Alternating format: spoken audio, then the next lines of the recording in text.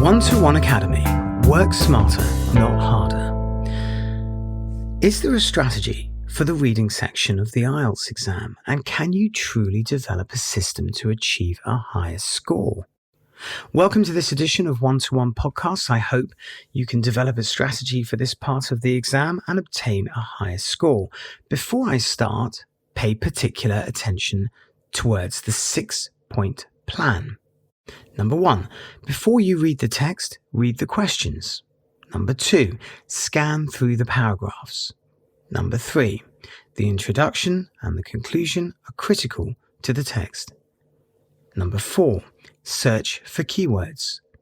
Number 5, you must answer every question. Number 6, check everything. The reading section is often challenging, especially if you are preparing for an IELTS exam. Learning about synonyms, antonyms, and paraphrasing is vital to mastering this section. Be aware of believing that you can search for words in the text that you've taken from the question. This would be a very simplified task if that was true. Very often you are searching for understanding, which can mean that the answer has changed the text order and the vocabulary. The meaning of the text can be the same, but the text is entirely different. Students should pay particular attention to the meaning of the text.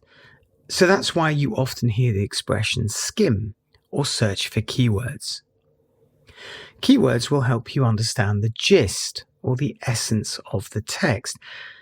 And this task is performed quickly to help you with time-sensitive deadlines. Consider time as your opponent, so ensure that when you practice, you set a timer. There is an unwritten rule that you should always check your answers, and understandably, students state that this is an impossible task given the deadline. However, the checking process helps you to reduce the margin of error, so it should be very high on your list of priorities. Subtitles on movies and TV streaming platforms do not always help, since they can promote slang and vocabulary irrelevant to this exam.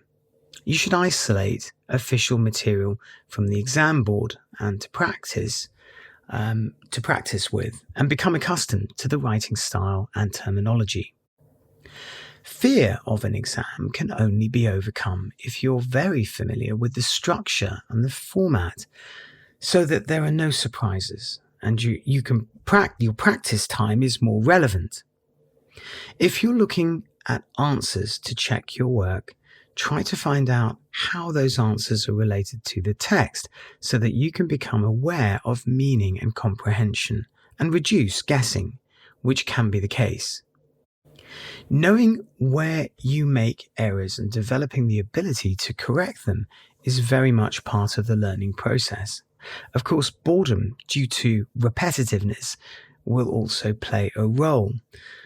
But this is normal with any exam format, as you must work within the framework. Therefore, stay motivated and remember why you're taking this exam. You are showing a future employer that you have a level of language proficiency that they can depend on. And this means that you can talk to clients, write emails, participate in team meetings, and even deliver a presentation. So take this perspective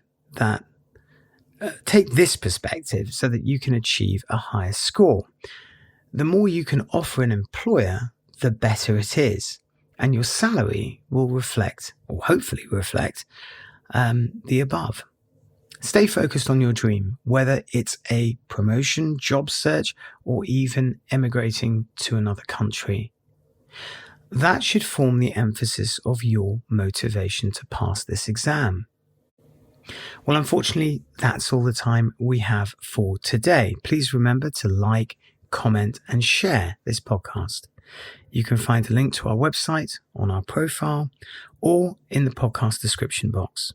Until next time, bye for now.